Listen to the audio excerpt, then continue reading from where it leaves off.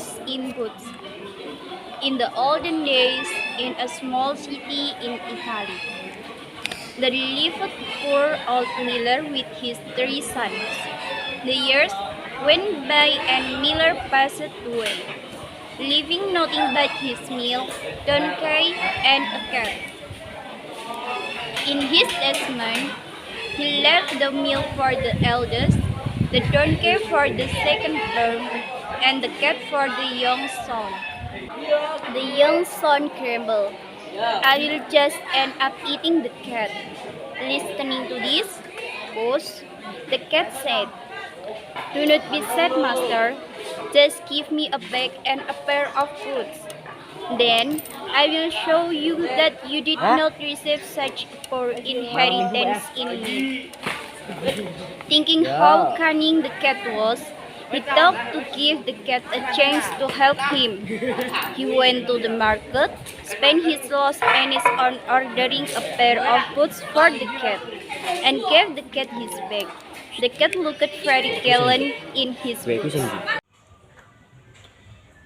Then the cat put bran and corn into his bag, held the string of the bag in his jaw for pounds, and led by a rabbit, stretching as if he were that he waited for some young rabbit, who were still not acquainted with the of the world. Not long after that, a reckless young rabbit jumped into his bag, and Puss shortly drew close the string and caught the rabbit.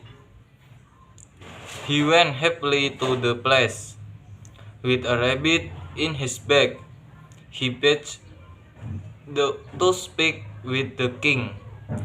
Meeting the king in person, he made a low bow and said, "I have brought you, my majesty, a rabbit of the Wern, which my lord the Marquis of Carabas has commanded me to present to you."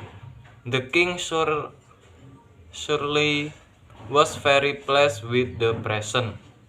Another time, again he hid among a confed, hid his bag open, and went abreast of rabbit, and into it his son drew the string and caught them, the same as what they had done before. He made this a present for the king. The cat kept continuing send the present. Furthermore, and constantly said that the presents were from his master, the Marquis of Carabas. One day, he heard that the king and his daughter were about to drive in his carriage along the river bank. Puss in Boots told his master, "If you follow me at this, your fortune is close." Without questioning and knowing why or wherefore, Miller's son did what the cat advised him to do. While he was waiting, the king passed by, and the cat began to cry out, "Help! Help! My lord Marquis of Carabas is going to be drowned." Hearing that noise, the king put his head out of the coach window, and saw the cat who had so often brought him such nice present. The cat came up to the coach and told the king that while his lord was waiting, there can be some regrets who stole his clothes. The cunning cat had actually hidden the clothes under a big stone. The king commanded his court to fetch one of his best suits for the Lord Marquis of Carabas. The king was very pleased to finally meet the Marquis of Carabas. Although Miller's son was poor, he was handsome and a wealthy fellow, so that the king's daughter fell in love with him. The king invited him to sit in the coach and read along with them.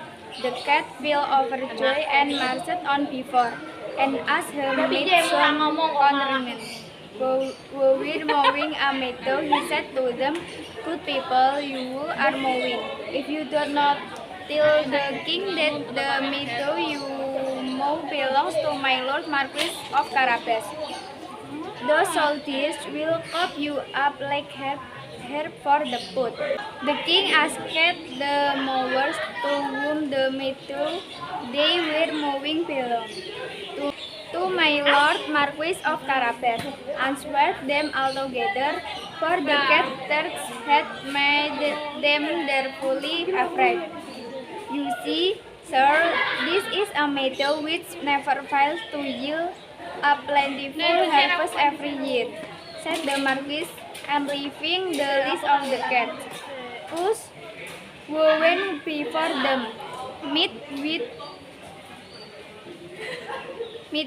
some reapers, and told the same thing. So, when the king passed by and asked the reapers, they told the king that all the corps belonged to Lord Marquis of Carabas.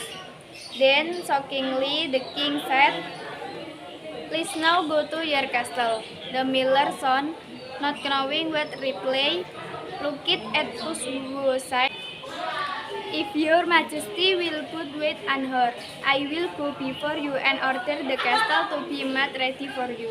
With that, he jumped away and went to the castle of a great ogre and asked to see him, saying he could not pass so near his home without having the honor of paying his respect to him. The ogre received him and made him sit down. "I have been assured," said the cat, "that you have the gift of being able to change yourself into all sorts of creatures as you wish." "That is true. You shall see me now become alien," answered the ogre vigorously. Puss was so terrified. However, he had a brilliant idea. "However," said the cat, "I fear that you will not be able to save yourself, even in the form of alien. For the king is coming with his army and mean to destroy you." The ogre looked out of the window and saw the king waiting outside with his soldiers. So he asked, "What shall I do? Who shall I ask my life?" Puss replied, "If you change yourself into something very small, thank you and hide." In an instant the ogre turned himself into a mouse and Puss immediately fell upon him and ate him up. Puss then yawned out and invited the king to visit the castle. "Does this castle also belong to you? There can be nothing finer than this corn and all the stately building with sword-eyed," said the king to Marquis of Carabas. Scabies went to the princess and followed the king, who went past the passage into a patient house, where they found a magician room which the ogre had prepared for his friend, who were that very day to visit him.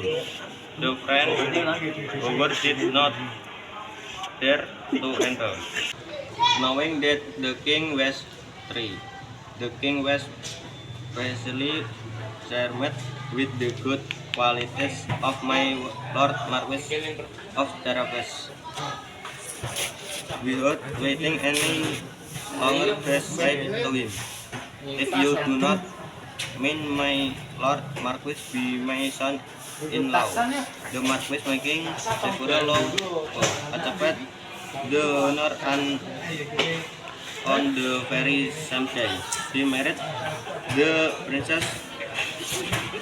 Puss finally became a great lord and never ran after Miss."